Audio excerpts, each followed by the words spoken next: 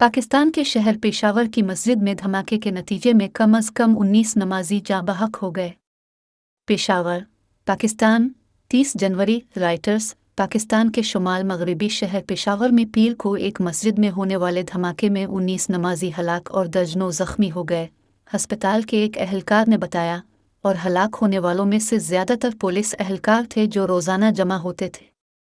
दुआएं मस्जिद एक पुलिस हाउसिंग ब्लॉक के करीब वाक़ थी और पुलिस के मुताबिक धमाके के वक्त अंदर 260 अफराद मौजूद थे।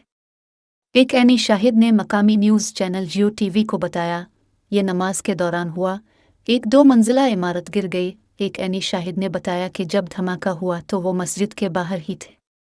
पेशावर पुलिस लाइंस धमाके में हमें 19 अफराद हलाक और 90 से ज़ायद ज़ख्मी हुए, शहर की लेडी रेडिंग अस्पताल के तर्जुमान मोहम्मद आसिम ने महल्ले का हवाला देते हुए कहा। कई दीगर की हालत तशवीशनाक है।